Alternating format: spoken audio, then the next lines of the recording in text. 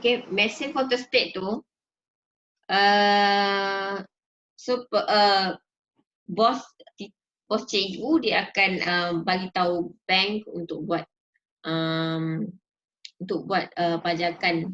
So dia minta bank beritahu kepada pengusaha untuk buat pajakan sewa mesin photostat tu dekat premis.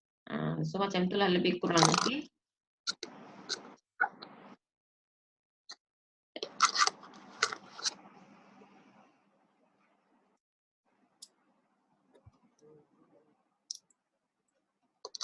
Okay, so faham pajakan? Okay, lagi. Aset dimiliki oleh syarikat pembiaya. Okay, syarikat pembiaya siapa? Bank lah. Okay. Still pajakan hak milik juga sepenuhnya oleh bank. Okay, syarikat pembiaya. Bank lah. Okay, dan kelemahan dia lagi perlu melalui syarat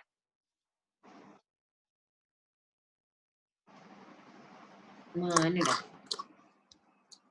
Okay. Perlu melalui syarat yang ketat dengan pelbagai terms. Okay, terms and condition je sangatlah orang panggil apa susah nak dapat sebenarnya. Okay, dia ada tema dan syarat. Kena patuhi syarat-syarat baru kita boleh apply untuk buat pajakan. Okay. Okay, yang ketiga. Sekejap. Patah okay. Boleh connect? Lagi sekali tak? Boleh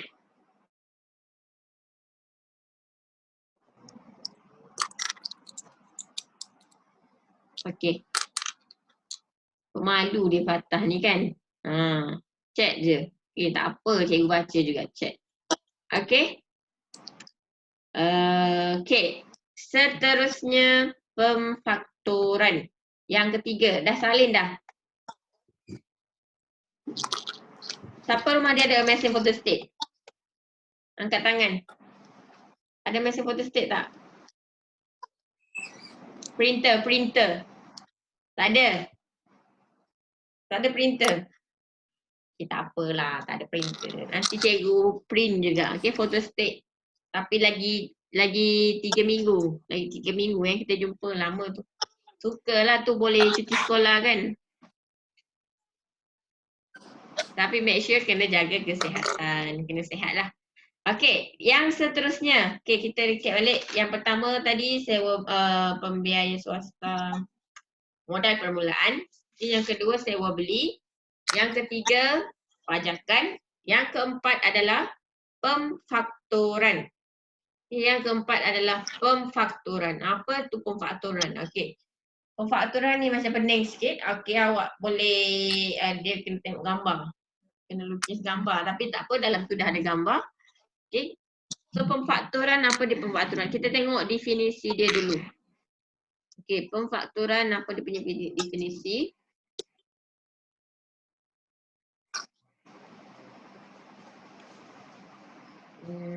Banyak sangat ni nak tutup satu. Okey. Pemfaktoran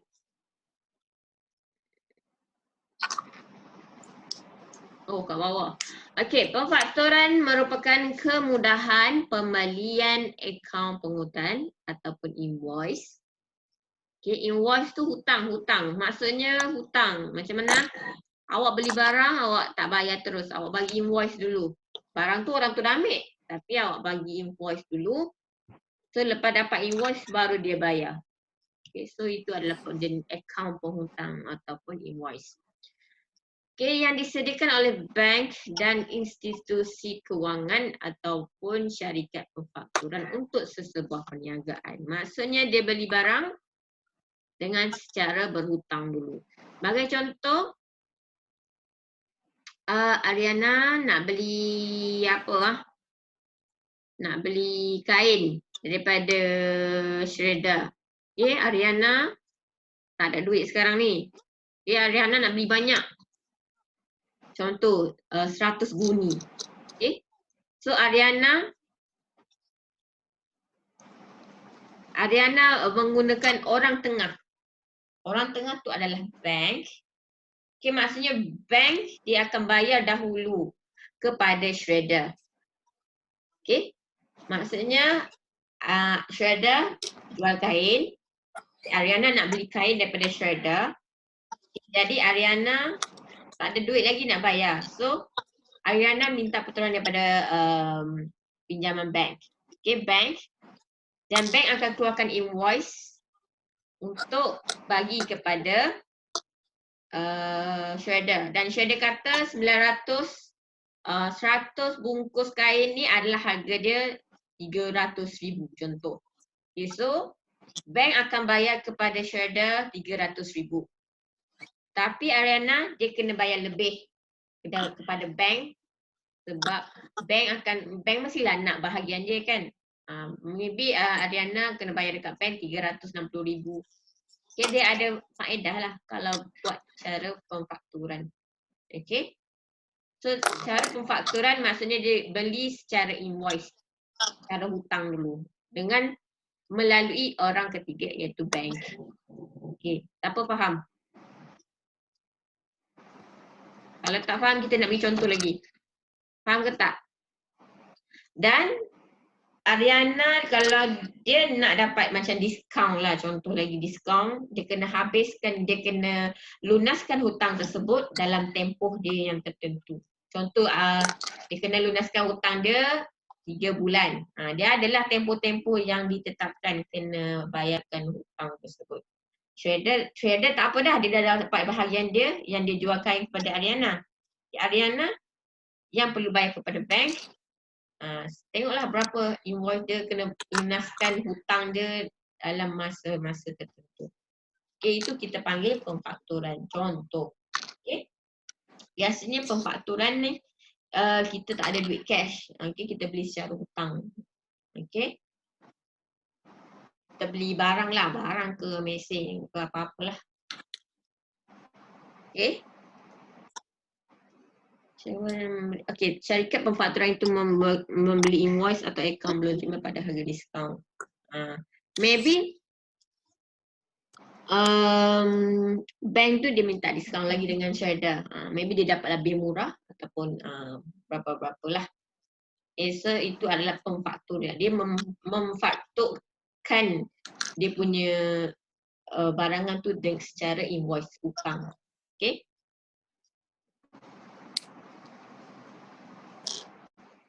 Okay, maksudnya dia kata melalui kemudahan ini peniaga memindahkan tugas pengutipan hutang daripada pelanggan dia kepada syarikat pemfakturan. Syarikat pemfakturan tu bank lah. Maksudnya yang nak kejar hutangnya bank lah, bank yang kejar hutang. Sebab bank yang bagi pinjam kepada Ariana kan. So bank yang setiap bulan bank akan call minta hutang. Bayar hutang. Okay. Itu adalah secara pemfakturan. Kalau tak faham lagi, kita tengok contoh kat sini. Okay, daripada proses pemfakturan awak tengok ni, syarikat X, syarikat Y, jual beli barang secara invoice. Contoh syarikat Y, dia jual beli barang secara invoice. Okay, sekejap, saya kena faham. Syarikat Y, syarikat X telah membeli barang daripada syarikat Y. Okay. Kita kecilkan sikit, nak bagi awak nampak. Okay. Okay. Macam ni, syarikat X. Okay, nampak tak X ni? Siapa tak nampak dia, lapar lah tu. Nampak tak? Okay, syarikat X telah membeli barang daripada syarikat Y. Okay. Syarikat Y ni contoh Fatah lah. Okay, Fatah. Okay, Fatah duduk kat syarikat Y. Okay, Ariana duduk kat syarikat X. Okay, syarikat X telah membeli barang daripada syarikat Y bernilai 100,000. Okay, 100,000 pada tarikh invoice. Tarikh invoice dia 1 Mac 2020 sebagai contoh. Okay, 1 Mac 2020. Jadi, tempoh kredit biasanya 90 hari. Maksudnya 90 hari, syarikat X ni, dia kena bayar dalam masa tempoh 60 hari. Okay, 60 hari maksudnya 1 Mac ke 1 April. Betul tak? 1 Mac, 1 April baru 30 hari. So, tempoh kredit dia 90 hari. Jadi, syarikat X akan bayar penuh dalam tempoh. Sekejap, ada soalan. Kurang faham cikgu 1 Mei. Okey, sekejap. Okey. Tempoh kredit ialah 90 hari. Jadi, kalau March, April, Mei. Okey, betul. March, April, Mei. Okay, syarikat Y, dia memerlukan tunai dengan segera. Okay. X ni, dia beli barangan Y. Y ni, dia nak duit sekarang. Dia tak nak hutang-hutang ni, dia nak duit. Jadi dia, Y ni, dia jual invoice dia kepada bank. Okay, bank setuju untuk terima invoice. Jadi bank dia bagi duit dekat syarikat Y dulu. Okay. Syarikat Y, dia tak dapat 100,000 lah. Dia dapat rendah, 97,000. Okay, 97,000. Jadi dia jual invoice kepada bank bagi dia 97,000. Okay, setelah sampai 60 hari, bank itu akan minta syarikat X ni bayar nilai invoice 100,000. Jadi dekat situ berapa yang bank ni dapat? 30,000. Okay, 30,000 bank tu dapat. Okay, faham tak? Faham tak? Maksudnya, syarikat X dia memfakturkan. Syarikat Y dia memfakturkan dia punya invoice tu kepada bank. Okey, faham tak?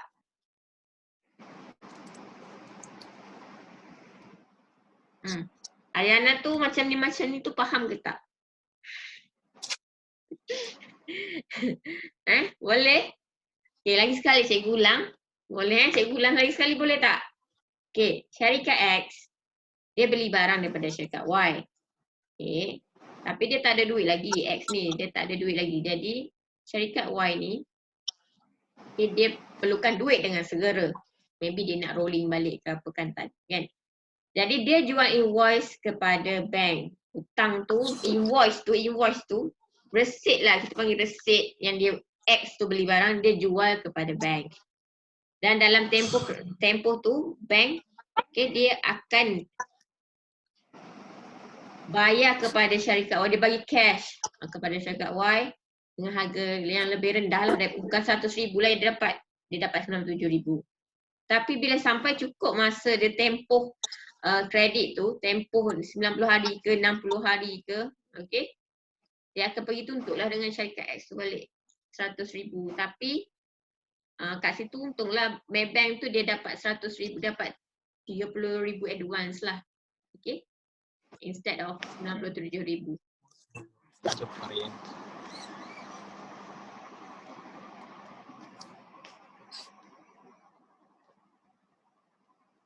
Okey, faham? Fatah, faham tak?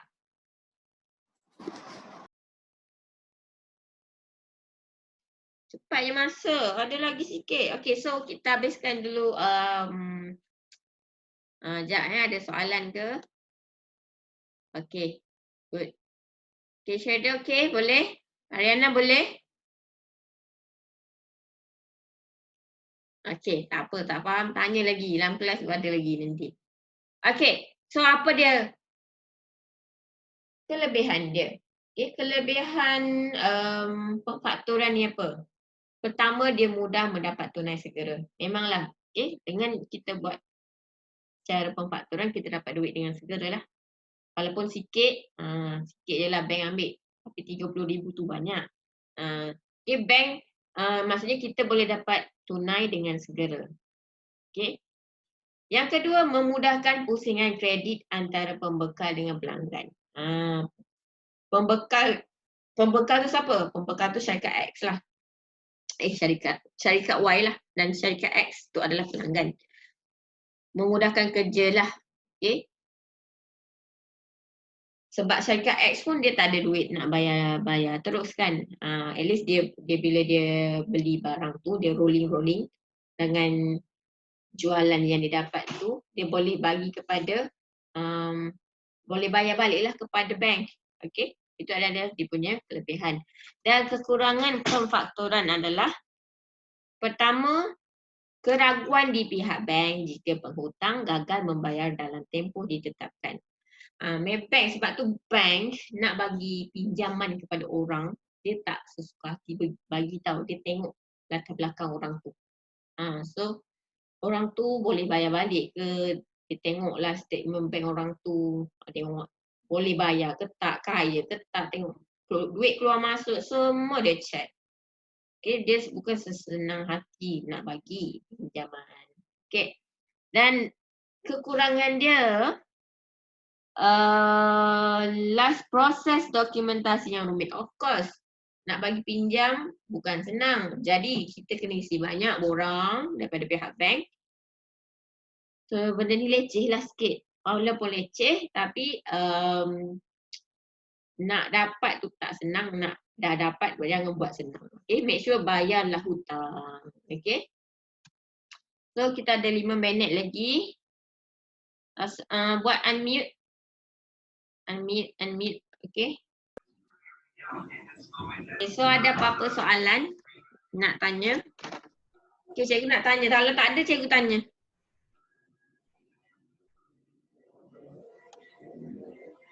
Kalau tak ada soalan tanya, cikgu tanya. Okay, ada berapa jenis? Ada berapa jenis pembiayaan luaran? Pembiayaan luaran ada berapa jenis? Ada berapa? Ada berapa? Cuba kira.